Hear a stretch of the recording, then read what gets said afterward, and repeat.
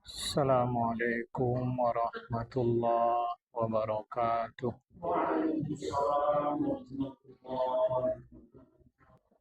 Alhamdulillah Rabbil Alamin. Wassalatu wassalamu ala ashrafil anbiya wal mursalin.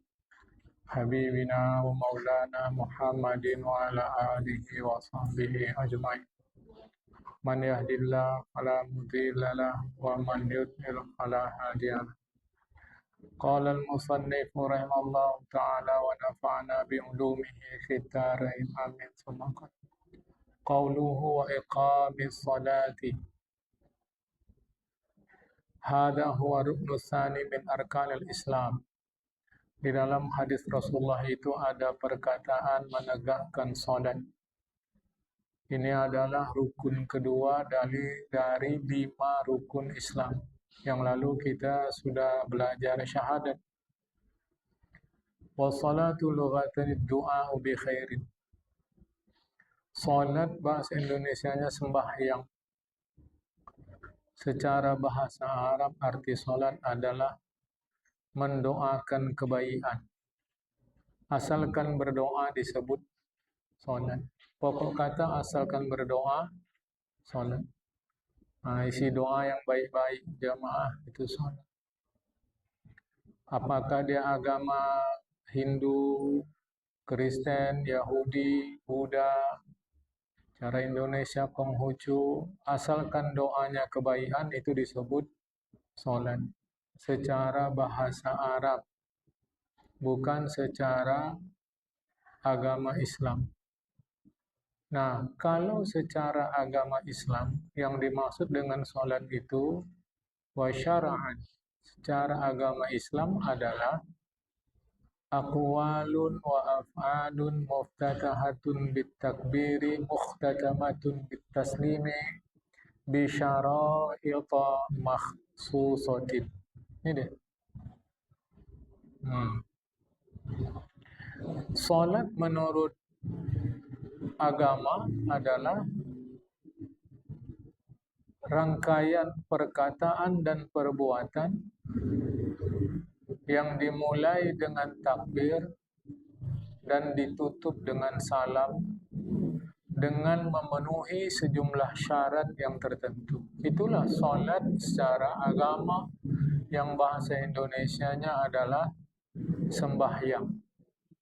Jadi sembahyang dalam istilah agama adalah perkataan, perbuatan. Jadi dalam salat itu ada perkataan, ada perbuatan. Dimulai dengan takbir, yaitu yang disebut dengan takbiratul ihram, Allah Akbar, dan diakhiri dengan salam, yaitu assalamualaikum, dengan memenuhi syarat-syarat yang tertentu. Maka ketika istilah inilah yang kita maksud, tidak bisa lagi kita bilang orang Hindu salat, orang Buddha salat, orang Kristen salat, orang Yahudi salat, atau orang Hindu sembahyang, orang Kristen sembahyang, orang Buddha sembahyang, orang Yahudi sembahyang, orang Konghucu sembahyang. Tak bisa lagi kita bilang.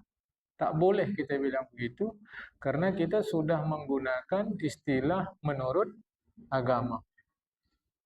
Tapi kalau masih kita bilang juga orang Kristen, orang Yahudi, orang Hindu, orang Konghucu, orang Buddha, atau apapun lah agamanya, mereka sembahyang atau mereka sholat, tentu maksudnya itu dalam pengertian bahasa Arab, bukan dalam pengertian agama.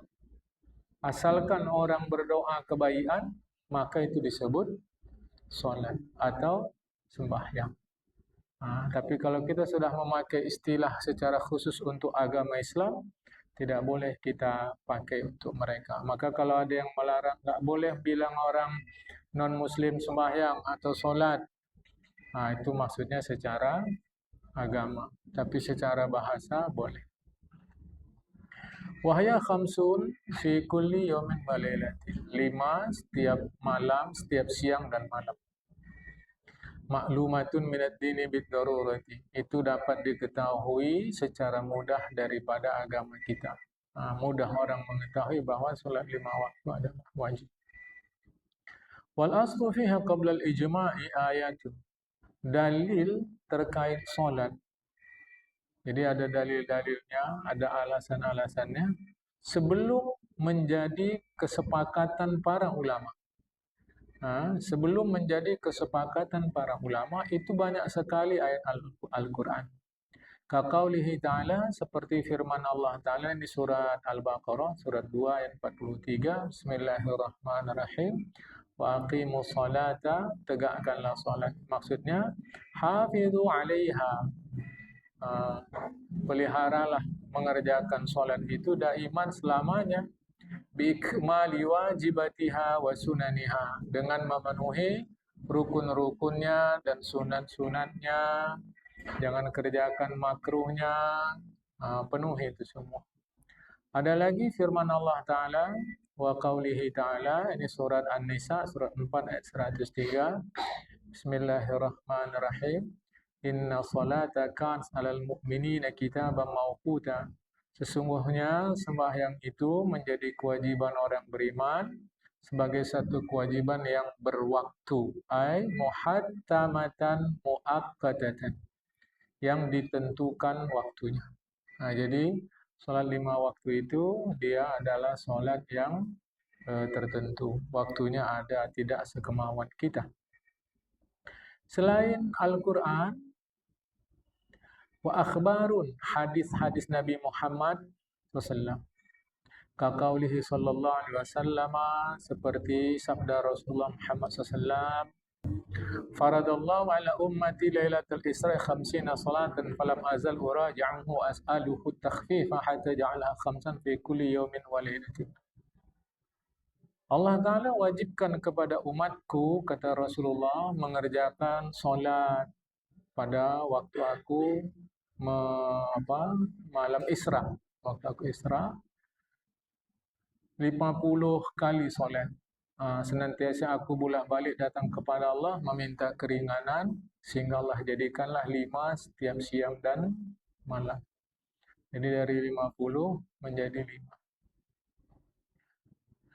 Wa qawlihi lil a'rabiyyi hina qala hal 'alayya ghairuha qala la ila an tatawwa'a.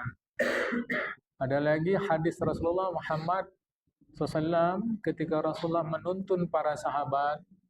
Di antaranya waktu itu ada seorang Arab dari luar kota, namanya Arabi. Kalau Arab kota namanya Arab. Kalau Arab luar kota namanya A'rab. Jadi ini ada orang Arab dari luar kota datang mengaji sama Rasulullah, diajarkan Rasulullah ini. Lantas dia tanya, adakah selain sholat 5 waktu ini kewajiban aku? Rasulullah katalah, tidak ada. Kalaupun ada, illa, tak ada lain kecuali antatawwa'a, engkau mengerjakan sholat sunat. Jadi waktu dia itu datang, Rasulullah mengajarkan sholat ini, dia tanya, apakah selain sholat yang 5 ini ada lagi kewajiban aku mengerjakan sholat selain yang 5 ini? Kata Rasulullah, tak ada, cuma 5 saja. Kalaupun kau mau kerjakan, tak ada lain kecuali engkau mengerjakan sholat sunat, sembahyang sunat. 2. Wa qawlihi, dan sabda Rasulullah li Mu'azin, kepada Mu'az bin Jabal. Ketika Rasulullah mengutus Mu'az menjadi guru ke daerah Yaman, mengajarin Islam kepada orang Yaman. Lama ba'asau ilal Yamani, ketika Rasulullah mengutus Mu'az ke negeri Yaman, apa kata Rasulullah? Akhbirhum annallaha qad farada alaihim 5 salawatin fi kulli yawmin wa lailatin. Ini hadisnya panjang, ini diambil yang berkaitan dengan sholat saja. Kata Rasulullah kepada Mu'az, pergi kau ke Yaman, kasih tahu sama orang tuh, kasih tahu sama orang tuh, sesungguhnya Allah Ta'ala mewajibkan mereka 5 sholat pada siang dan malam, 5 sembahyang. Jadi tak ada kewajiban kecuali hanya 5. Ada satu sholat sebelum diwajibkan 5 waktu, yaitu sholat sunat malam hari. Terserahlah penamaannya apa. Kadang orang menyebutnya tahajud. Bagaimana tahajud itu setelah ada solat 5 waktu? Wa amma wujubu qiyamil laili fanusikha fi haqqina. Adapun kewajiban mengerjakan solat malam hari itu dihapus pada kita sebagai umat Nabi Muhammad SAW. Jadi kita tak wajib mengerjakan solat sunat malam hari itu. Ya, jamaah itu kalau kita biasa sebutnya solat tahajud, tidak wajib. Masalahnya wahal nusikha fi haqqihi sallallahu alaihi wasallam. Apakah pada diri Rasulullah juga dihapus kewajiban itu? Nah, jadi solat tahajud malam itu apakah pada Rasulullah tetap wajib? Padahal sudah ada solat 5 waktu. Macam mana ini? Aksarul ashabillah. Kebanyakan ulama madhab Imam Syafi'i mengatakan tidak. Tidak dihapus. Tapi wasahihu kata Syekh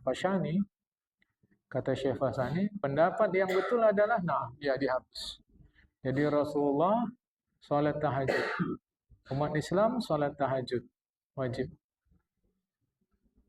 Tapi setelah ada salat wajib yang 5 waktu, macam mana status salat tahajud?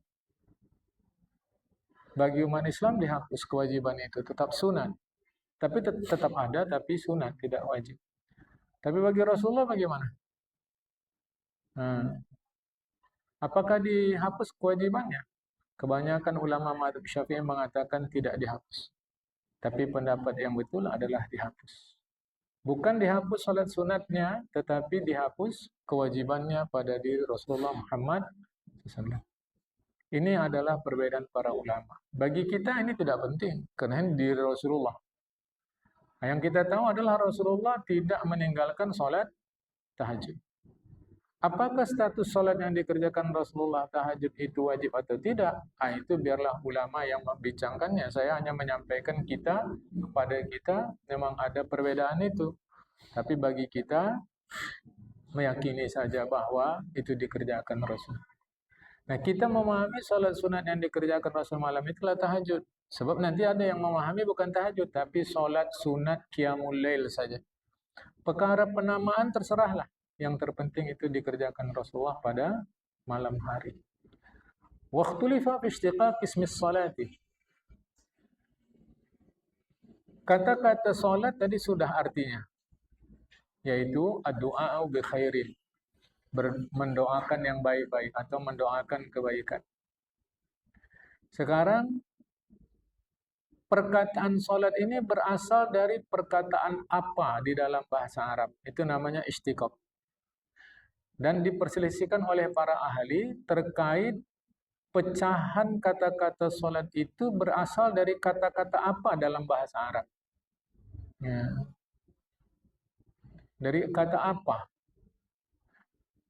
Faqila, ada sebagian ulama mengatakan minat du'ai kama marra. Satu ulama mengatakan kata-kata salat itu berasal dari kata-kata doa. Sehingga salat maknanya adalah doa. Seperti yang tadi sudah diceritakan. Wa qila sumiyat bidzalika minar rahmati. Ada pula yang mengatakan bahwa salat disebut salat itu berasal dari kata rahmat, kasih sayang. Kan? Makanya kita mengucap salat kepada Rasulullah, Allahumma salli. Salli itu artinya adalah kasih sayang. Jadi ada yang membantu kita untuk memahami kata-kata salat itu asalnya adalah rahmat, kasih sayang. Wa qila minal istiqamati.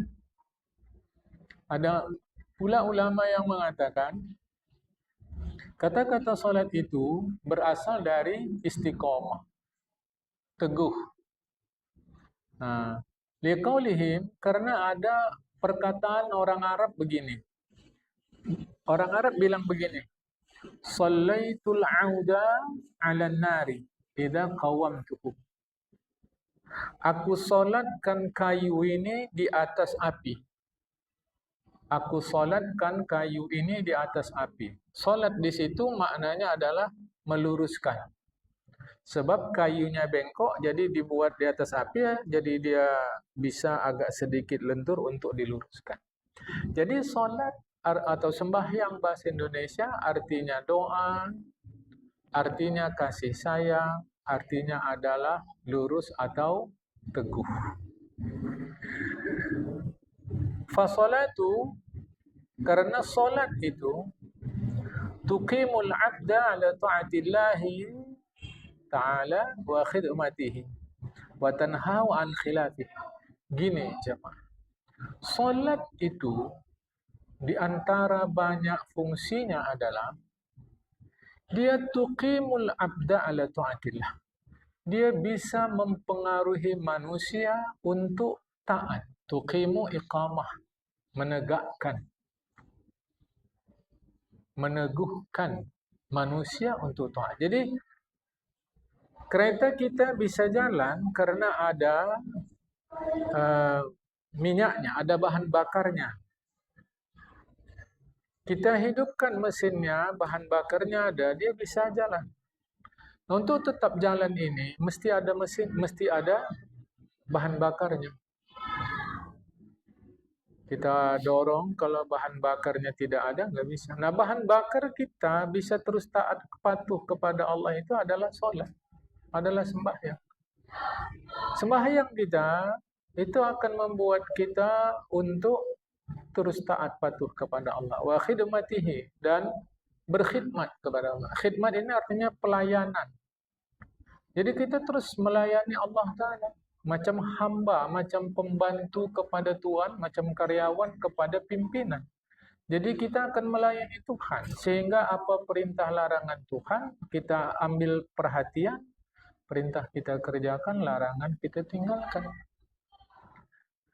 Wa tanhau an khilafihi, dan sembahyang itu bisa mencegah, menghalangi, merintangi manusia dari menyelisihi Allah Ta'ala. Tapi persoalannya kenapa tidak satu dua kita yang beragama Islam solat, tapi habis solat tidak patuh juga kepada Allah Ta'ala. Habis solat, selesai solat, kita tidak mencegah, menghalangi diri dari larangan Allah Ta'ala. Karena bahan bakar kita palsu. Bahan bakar kita palsu. Jadi kereta kita, tangkinya berisi bahan bakar palsu. Kita pikir bahan bakar yang sebenar rupanya bukan. Atau asli. Asli. Tapi tidak murni. Campuran. Sehingga kereta kita di tengah jalan berhenti, rusak. Jadi bukan salah sembahyangnya, tapi salah kepalsuan sembahyang. Jadi sembahyang yang kita lakukan palsu. Atau sembahyang yang kita lakukan tidak murni, campur. Maka setelah sembahyang dari subuh ke zuhur, kita tidak taat kepada Allah. Dari zuhur ke asar kita tidak taat kepada Allah. Nah, jadi kita tidak patuh kepada Allah, kita langgar larangan Allah Ta'ala. Ya? Sudah 3. Doa, rahmat, atau rahmah, istiqamah. Sekarang yang ketiga. Dari asal kata apa solat itu yang artinya sembahyang? Wa qila li'annaha silatun bainal abdi wa baina rabbih. Karena solat itu adalah tali atau katalah kabel yang menghubungkan antara manusia dan Tuhan. Ya, silat itu hubungan atau jaringan, samalah jemaah ya. Saya menerjemahkannya supaya mudah kita faham. Jadi salat itu yang dalam bahasa Indonesia sembahyang berasal dari kata silat. Ya, silatul abdi, silatun bainal abdi wa baina rabbih. Hubungan antara manusia dan Tuhan. Dalam bahasa Indonesia sudah jadi bahasa Indonesia silaturahim atau silaturahmi. Silat itu artinya perhubungan. Jamaah perhubungan. Jadi bahasa Indonesia ada sebut silaturahmi atau silaturahmi. Silat artinya perhubungan. Jadi tadi sudah ada doa, rahmat, istiqomah, kemudian silat. Wakilah ghairu zalika. Ada pula ulama mengatakan yang lain-lain lagi. Apa arti solat itu? Ini pun sudah cukuplah bagi kita menunjukkan pentingnya solat itu, terbukti dari arti atau asal kata solat itu baik-baik semua. Doalah, kasih sayanglah, teguhlah, silat perhubunganlah kepada Allah Ta'ala. Ini luar biasa. Ya. Qala Rafi'i fi Syarhil Musnad. Kata Imam Rafi'i di dalam kitab Syarah Musnad, anna as-subha kanat salat Adama wa zuhra kanat salat Dawud wal asra kanat salat Sulaiman wal maghriba kanat salat Ya'qub wal isya kanat salat Yunus. Bahwa subuh itu adalah solat Nabi Allah Adam. Zuhur solat Nabi Allah Daud. Asar solat Nabi Allah Sulaiman. Maghrib solat Nabi Allah Ya'qub. Isya solat Nabi Allah Yunus. Ada hadis menyatakan itu. Meskipun nanti bisa ditinjau hadis itu tingkatnya apa. Lemahkah, dhaifkah, hasankah, baikkah, sahihkah, kuatkah. Sahih, kuat, hasan, baik, dhaif, lemah. Itu ahli hadislah yang meninjaunya. Jadi jemaah, salat yang kita kerjakan ini bukan ibadah baru. Karena sebelum kita, Nabi-Nabi sebelum kita mengerjakannya. Nabi Adam salat subuh, Nabi Daud salat zuhur, Nabi Sulaiman salat asar, Nabi Ya'qub salat maghrib, Nabi Yunus salat isya. Yang membedakannya adalah setidaknya dua hal. Satu, kalau Nabi dan umat sebelum kita mengerjakannya satu, kita mengerjakannya sekaligus 5. Jadi sehari semalam kita bukan subuh saja, bukan zuhur saja, bukan asar saja, bukan maghrib saja, bukan isya saja. Semua kita kerjakan. Satu. Yang kedua, cara. Itu berbeda. Jadi, setidaknya dua yang membuat berbeda solat yang dituntunkan oleh Rasulullah Muhammad SAW untuk beliau dan kita dibanding Nabi dan umat sebelumnya. Yaitu kita mengerjakan sekaligus 5 dan cara kita berbeda. Warada fi dzalika khabarun. Ya. Ada hadis terkait itu. Fajama Allah Subhanahu wa taala jami'a dzakal nabiyina alaihi wa alaihim afdhalus salatu wassalam wa li ummatihi. Dan Allah Taala menggabungkan seluruh salat itu untuk nabi kita, salawat dan salam, begitu juga untuk nabi-nabi sebelum beliau dan untuk kita umat beliau. Jadi digabungkan Allah 5 itu untuk kita dan untuk Rasulullah. Ada apa? Ta'ziman lahu, sebagai penghormatan kepada Rasulullah Muhammad SAW. Walikasratil ujuri li ummatihi, dan karena untuk membanyakkan pahala, upah, gaji bagi Nabi Muhammad SAW dan umatnya. Ya, jadi ini anugerah untuk kita. Waqad qala alaihi salatu wassalam, Rasulullah pernah mengatakan 5 salawatin katabahun Allah 'alal ibadi. Ada 5 sembahyang yang diwajibkan Allah 5-5-nya kepada manusia. Faman ja'a bihinna, siapa saja manusia mengerjakannya, lam yudai' minhunna syai'an, tidak sikit pun sepele terhadap solat itu. Sikit pun tak ada sepelenya. Dari mulai takbir sampai salam, seluruh tubuh solat itu tak ada disepelekan. Istighfafan. Tidak ada dia menganggap sepele. Bihaqqihinna, terhadap hak solat itu. Artinya dia serius mengerjakan solat itu. Dia perhatikan betul solat itu. Takbir, baca-bacaan, ruku, iktidal, sujud, sampai akhir. Dia perhatikan betul. Bukan dia istighfafan. Kana lahu ahdun indallahi adkhila an yudkhilahul jannah. Janji Allah untuk orang itu bahwa Allah akan memasukkannya ke dalam surga. Wa man lam ya'ti bihinna falaysa lahu 'indallahi 'ahdun in syaa'a azabahu wa in syaa'a adkhalahul jannah. Siapa yang tidak melakukan solat seperti yang diterangkan di atas, jadi tidak memenuhi hak-hak solat. Apa hak-hak solat di antaranya? Bertenang, bacaannya bagus, pakaiannya baik. Tapi dia tidak begitu, sepele aja sama solat. Itu yang selalu saya sampaikan kepada kita. Mengapa kita lebih perhatian kepada undangan daripada kepada solat? Kalau untuk undangan, Masya Allah, ya Allah, luar biasa rapinya kita. Nggak ada yang salah di situ. Tapi mengapa untuk solat kita kurang perhatian dibandingkan untuk pergi undangan atau untuk pertemuan-pertemuan yang lain? Maka kalau dia menyepelekan salat, fasalau indallahi ahdun. Tak ada janji Allah untuk dia memasukkannya ke dalam surga. Insya'a jika Allah hendak azabahu, Allah hukum dia.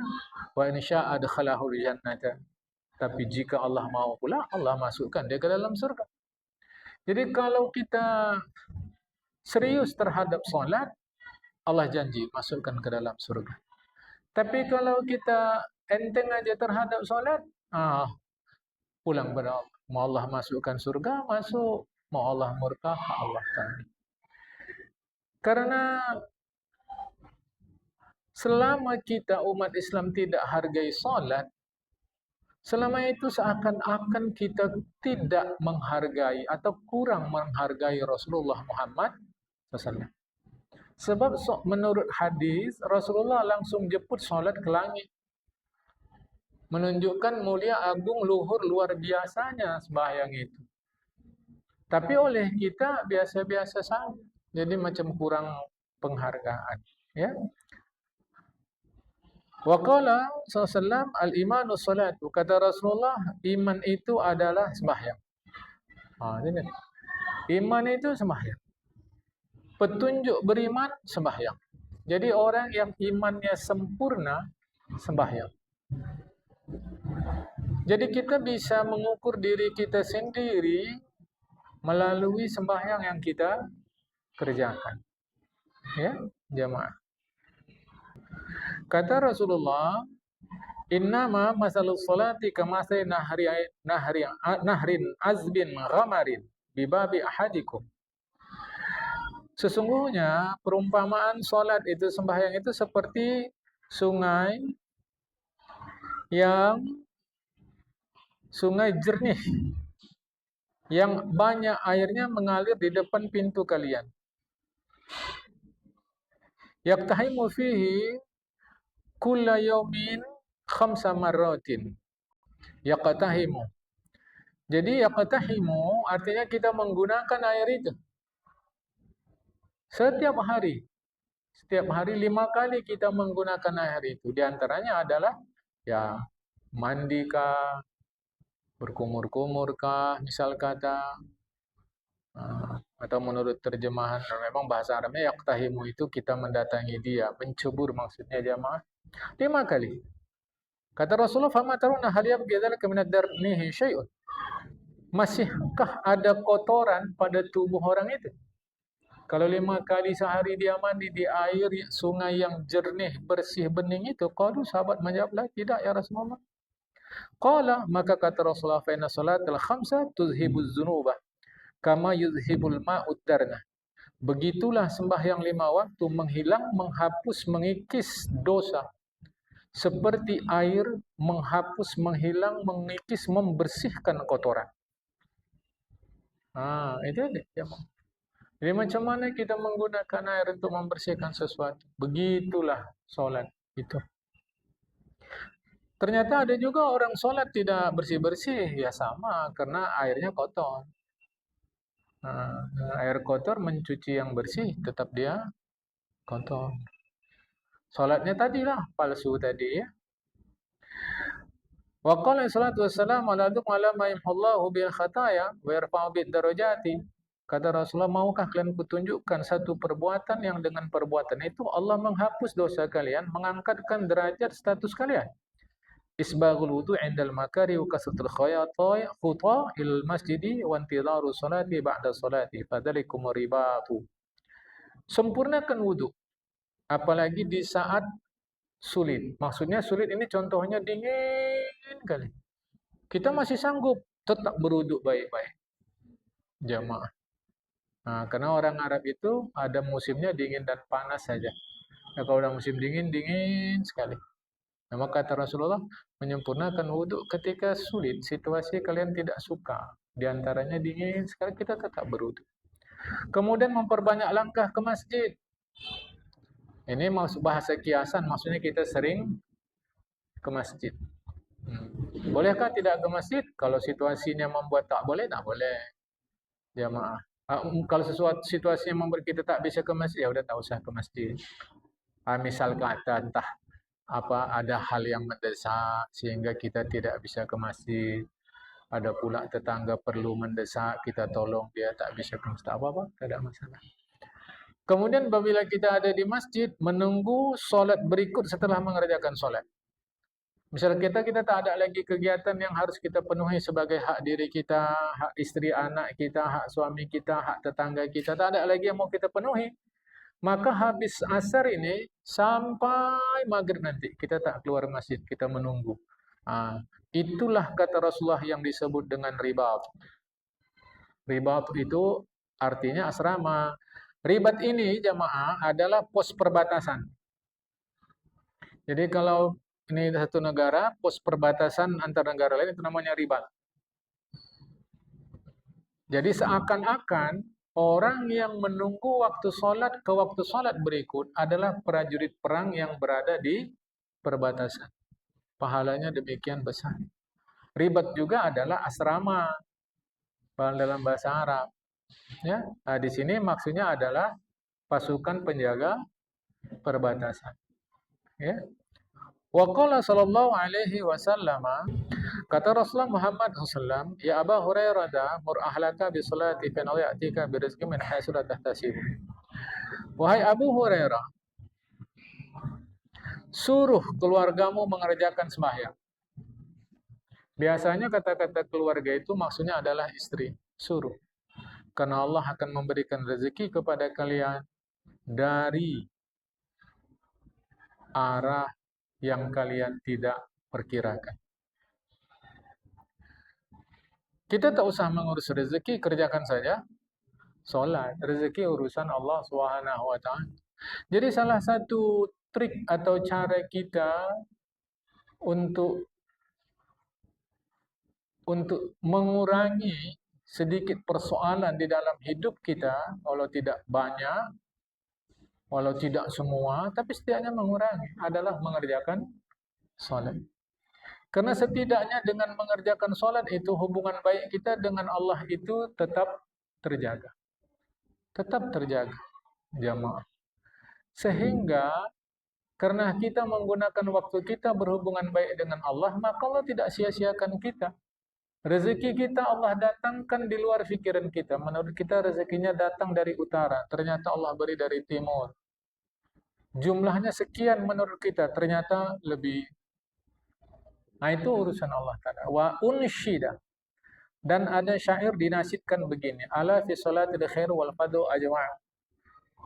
Li'annal bihal arabu lillahi tukhda'u. Ketahuilah, di dalam solat itu terkumpul kebaikan. Karena bahwasanya dengan mengerjakan solat, keperluan kita disampaikan, tukhda'u. Ditundukkan, maksudnya didoakan kepada Allah Ta'ala. Wa awlu fadl fi syari'ati dina wa akhiru ma yabqa. Idid dinu yurfa'. Salat adalah permulaan kewajiban di dalam syariat agama kita dan terakhir yang masih kekal ketika agama sudah terangkat. Artinya agama Islam masih ada, tapi banyak perintah agama yang diabaikan. Yang akhirnya masih ada nanti adalah salat. Lebih-lebihnya orang dah tak lagi jamaah. Faman qama li takbiri laqathu rahmatu. Siapa mengerjakan solat, tegaklah dia mengerjakan solat dengan mengucap takbir, laqathu rahmatun. Kasih sayang Allah akan mengenainya. Wa kana ka'abdi babi maulahu yaqra'u. Ibarat kata seperti seorang budak penjaga pintu tuannya, yaqra'u, dia mengetuk. Artinya setiap kita solat seakan-akan kita mengetuk pintu Tuhan. Setiap kita mengerjakan sembahyang seakan-akan kita mengetuk pintu Allah Ta'ala. Wa kana lillahi bil arsy hina salatihi najiyan fayatuba lahu hina yakhsha. Adalah bagi Tuhan pemilik arasy ketika orang mengerjakan sembahyang najiyan, orang itu mendapatkan kemenangan. Bahagialah baginya ketika dia khusyuk mengerjakan solat. Itu penting. Mungkin kita khusyuk 100% sulitlah. Mungkin. Maka paling tidak khusyuklah 90%, 80%, 70%, seterusnya. Miskali paling tidak ketika takbiratul ihram kita khusyuk. Paling tidak itu. Ya. Kata Aisyah radhiyallahu anha adalah Rasulullah Muhammad SAW cerita-cerita dengan kami. Kami pun cerita-cerita dengan Rasulullah. Tapi apabila waktu solat telah tiba, seakan-akan Rasulullah tidak kenal kami dan kami pun tak kenal dia. Dan Rasulullah ya teruslah mengerjakan solat. Sampai begitu, saya cerita-cerita begitu tiba waktu solat, kami pun pergi, Rasul pergi mengerjakan solat. Seakan-akan kami tidak saling kenal. Ini kata Tuan Syekh Fashani, faya yuhattami'u fi sawabil jinani al-khatibu min rabbihil hural hisani hafiz ala salawatika wahfazha bin nawa. Wahfazha, saya membacanya wahfazha bin nawafili tanal fi ghinaka fi ghaddika fi ghadika a'lal maratibi wal manazil. Wahai orang yang ingin mendapatkan pahala surga, yang meminta, memohon, yang meminang dari Allah Ta'ala bidadari yang baik-baik, jagalah solat. Jagalah pula solat sunatmu, engkau akan mendapatkan besok derajat dan tempat yang tinggi. Kata Rasulullah Muhammad SAW, "Ma min muslimin yasjudu lillahi ta'ala sajadatan illa rafa'allahu biha darajatan wa hatta biha anhu biha khati'atan." Tidaklah orang Islam yang sujud kepada Allah sekali saja sujud. Maksudnya ini bukan sujud tapi solat. Sekali solat, Allah akan mengangkat dia satu derajat. Allah akan menghapuskan darinya satu kesalahan. Sekali solat, Allah hapus, Allah angkat. Sekali solat, Allah angkat, Allah hapus. Sekali solat, Allah hapus, Allah angkat. Begitu terus jemaah. Imam Ibn Hibban meriwayatkan di dalam kitab Sahih beliau dari hadis Abdullah bin Amr marfu' sampai kepada Rasulullah.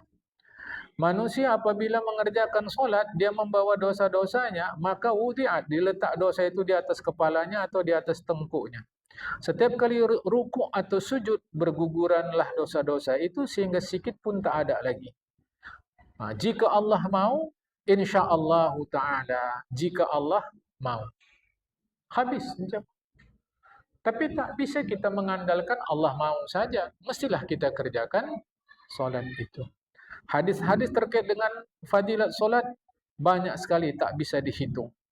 Wa sayati insyaallah taala fil majalisil atiyati ziyadatun ala ma bayyanahu.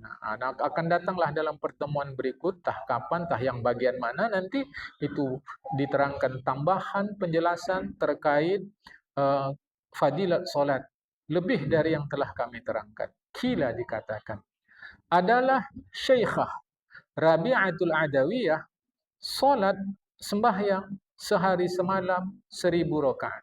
Ini dia ya, ada keterangannya. 1000 rakaat. Wa taqulu, dia bilang begini, ma uridu biha sawaban. Aku mengerjakan solat sebanyak itu, sembahyang sebanyak itu, tidaklah maksudnya mendapat pahala. Bukan berarti beliau tidak mau pahala, jangan salah. Ada maksud yang lain, maka aku kerjakan sebanyak itu. Apa dia? Walakin liyasura Rasulullah sallallahu alaihi wasallam, supaya senang Rasulullah. Begitu sudah, saking cintanya dia kepada Rasulullah Muhammad SAW. Syekh Rabi'atul Adawiyah bukan tak mau pahala, bukan tak mau surga, tapi beliau rasa ingin menggembirakan Rasulullah. Sebab bila ditengok Rasulullah di akhirat, umatnya baik-baik, Rasulullah pun senang. Untuk itu kata beliau, wa yaqulu lil anbiya'i unzuru ila imra'atin min ummati hada amaluha fil yawmi wal lailah. Sampai nanti aku ingin Rasulullah bilang di mahsyar nanti kepada para nabi, perhatikanlah ini perempuan umatku, perbuatannya sepanjang siang malam sedemikian hebat. Jadi akan datang kaji kita tentang zakat pula. Tadi tentang sembahyang, tentang salat. Assalamualaikum warahmatullahi wabarakatuh.